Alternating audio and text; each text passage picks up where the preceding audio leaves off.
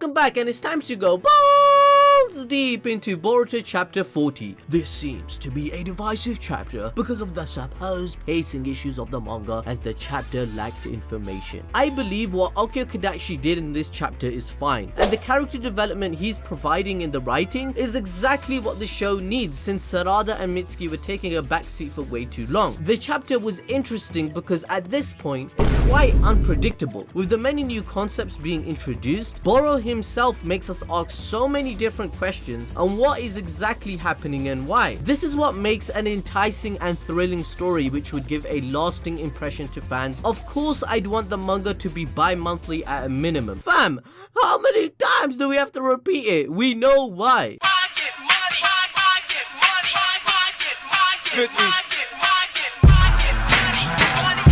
Also, we can't get info dumps every single chapter, as the fight needs to be played out to give an idea of what Team 7 are actually dealing with. How are you expecting the writers to give their characters growth to the new Team 7 that has never been tested of their skills or ideals? And I don't see how this chapter did anything wrong besides the fact that it felt really short. The chapter begins with Shikamaru being informed of Sasuke's condition. Shikamaru shits his pants hearing the news, as the two shinobi that can make a difference are out of commission. Sakura is healing Sasuke, and she looks at him like, I wish I was pregnant once again to continue the Uchiha bloodline, because I swear down, fam, how can mans not be making his wife pregnant and having at least 8 kids though? Honestly, Boruto the anime has already confirmed that Sasuke smashes every time he comes back to the village. Why is Sakura not pregnant again? We need another Uchiha boy.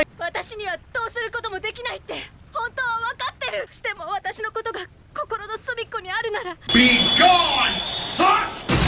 Shikamaru states there is nothing that they can do without Sasuke's teleportation, and it's up to the kids to save Naruto for now. We then cut to the new Team 7, and Sarada is ready to throw down in some booty shorts, of course, and high heels at 12 years old. Because we all know the chapter foreshadows the very idea that one day she's gonna be Hokage. What, do you want some dick?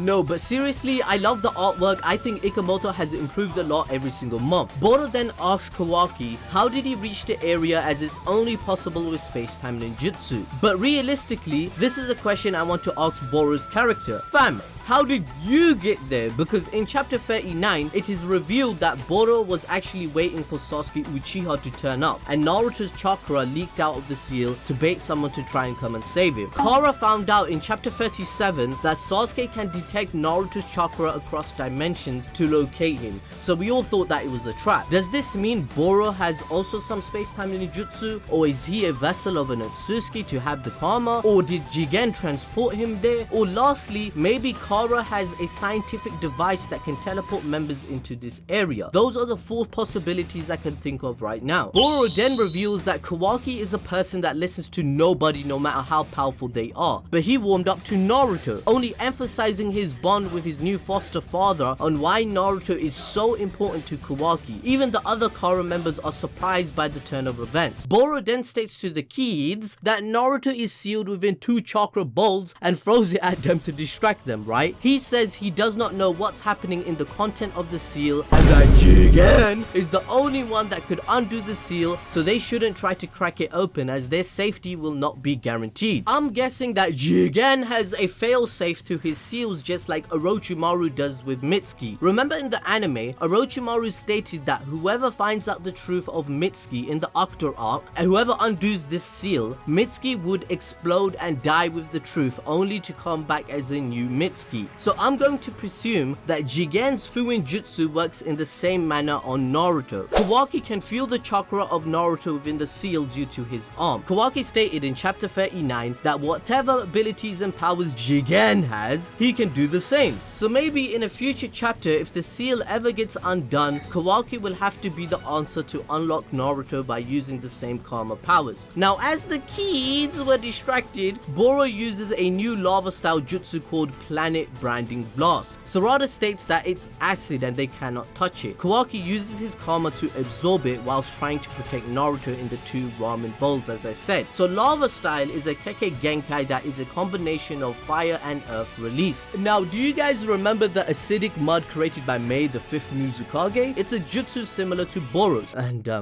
boy oh boy, she was fine. I mean, Mei and Alko, woo wee. But guess what happened?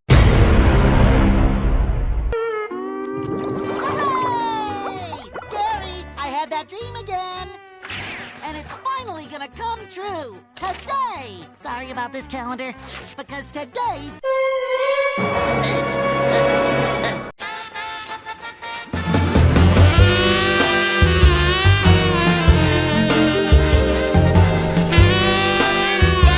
Fam, don't lie to yourselves. Back in the days, Anko and Mei were top tier waifus. Anyway, Boruto sees Kawaki's use of karma and remembers he has the same powers, so he saves him by absorbing more of the lava style that was about to reach him. The writers are really emphasizing on their brotherly relationship, and I love it. I mean, Boruto even calls Kawaki bro once again in this chapter. And who the flying heck would have thought Naruto would have 2 sons out here, fam? Imagine the crazy plot twist that is going to happen when Kawaki betrays Boruto in the future. I can't wait to see why and how this happens. This is what makes Boruto's story so exciting to me. Moving on, Boro witnesses the new karma and gets really excited. He then lets Boruto land a clean Rasengan to him to see how powerful the most famous jutsu in the ninja world is. He does this on purpose. The narrative highlights this point that Boro wanted the Rasengan to hit him because he already knew what it was and has regeneration abilities anyway, so it wouldn't matter. After tanking the Rasengan, he starts using hand seals. This only indicates that Boro must be a ninja of some kind, because later on he also uses water style. Maybe he is from the Mist Village, who knows. Now this is when people lost their shit because Sarada reveals the free Tomoe Sharingan. Out of,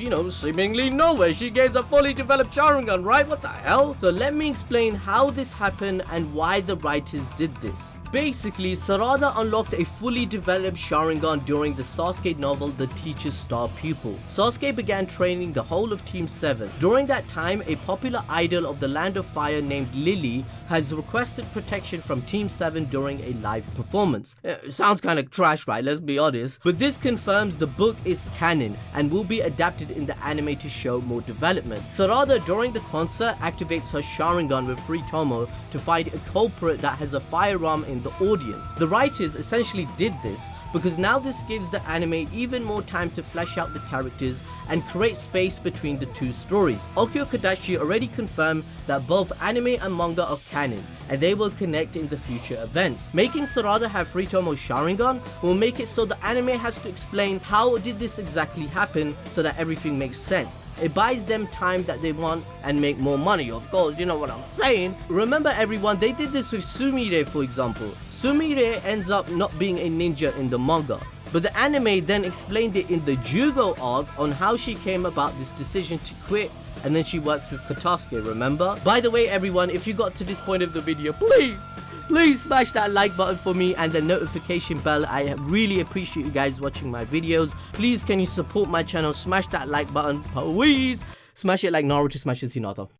Moving on, Kawaki attacks Boro and it damages him, but before Boruto can do another Rasengan, they both become immobile and cannot move. Boro reveals a dark mist around the area that Kawaki cannot absorb. This means that it seems to be not purely chakra based. As we see Boro's full face, we can see he is part machine just like Delta. Boro used a hand sign to activate this jutsu. According to Ikemoto, the illustrator of Boruto, he says the anime and manga is trying to address the many issues in today's society, such as the right or wrong use of technology. This is depicted throughout the manga with technology doing great things such as creating a bond between Kawaki and Naruto with his gesture of giving him an arm, saving his life, right? Whereas the Kara organization uses technology for evil acts and enhancing their own power to take over the world. So I believe what the dark mist may be, since it does require a hand sign, it could be possible that it's technology mixed with chakra. It could be nanomachines that are within the air that are blocking the chakra points of a user that causes them to become immobile. This would make sense since Boruto has already established Kawaki's weaponized body comes from nanocells that have changed the cellular structure of his body. If it is indeed nanomachines, it would explain why it takes a slight delay to immobilize someone completely to allow Boro to then fly kick Kawaki in the face right after. Boro says to Mitsuki that it's eating away at his body and Winjutsu will not work at all. So this just tells me again that it must be nanomachines or a jutsu that is related to technology. This is just my speculation, of course, with balls deep prediction jutsu. Moving on, we then see Boro explain that he knew about Boruto before with the intel from Kara, and also understands that he is Momoshiki's vessel.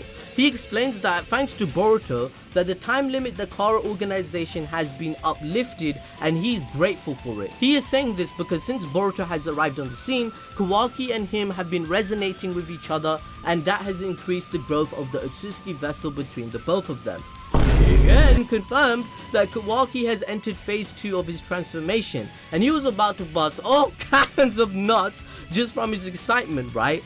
The reason this resonation happens is because we found out in chapter 34, Otsutsuki are born in pairs and they travel in pairs and they form some sort of team that goes around planets to take away chakra for the clan. Vessels for Otsutsuki are really hard to find as most people cannot handle the transfer of power. The story makes it pretty clear why Kawaki is so important, because it's like winning the lottery to find someone like him. Momoshiki got lucky with Boruto as he inherited a lot of Otsutsuki genetics as well as the pure eye. Furthermore, since Boro states this, it also tells us that he knows Jigen is only a vessel. He must understand Ishiki Otsutsuki's real plan.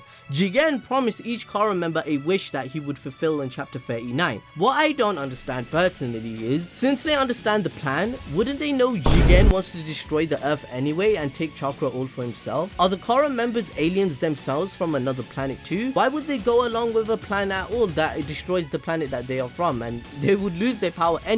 Anyways, the whole time reading the chapter, we were all like, what the hell's going on? Where's our boy Mitsuki? Where's Mitsuki with his sage mode? Well, of course, he only comes to help when Boruto is in trouble, and we all know why. So yeah, 名前つけたか、美月?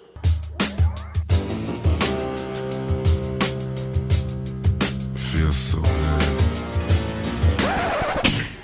I'm gay. Mitsuki gets overpowered and Sarada comes to save the day. Sarada the whole time has been observing everything, analyzing with her Sharingan on how Boro uses his jutsu just like Sasuke did in his fight against Jigen. They both represent the same role in a team. Sarada explains to all of them that they need to work together as a team as shinobi. The writers are really trying to set up Sarada as the female lead as she will be Hokage one day. I think Disney needs to take a lesson from Akio Kadashi and the Boruto franchise, you know what I'm saying? But this development needs to be earned and believable to us as readers. We need to believe that yeah, she can become Hokage one day because that's such a big role. We're just not going to accept that Sarada is going to be Hokage because she's Uchiha, right? So Boruto in the panel, he's looking at Kawaki and Sarada at her booty shorts. He's like, yo fam, that's my thing fam.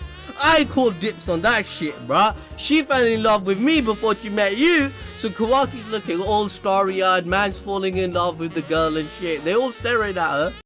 The anime and manga has been building up Sarada's character to be a logical leader of the team for a while now. If you can remember in the anime Sarada vs Ashimaru, what did she do? She told the team a plan on how to defeat him and she blasts him. Sarada and the team vs the Actor, again same thing, she analyzed the opponent, explained to them how his particle style worked and defeated him. Sarada vs Buntan is the same case even in the training exams before she declares she wants to be the Hokage one day. Basically in this fight we learn why Sarada will be the future Hokage and the manga will continue to foreshadow it till it happens. So in the future chapter I believe Boruto's pure eye is going to need to come into effect. I see no reason why this eye isn't shown in the manga yet.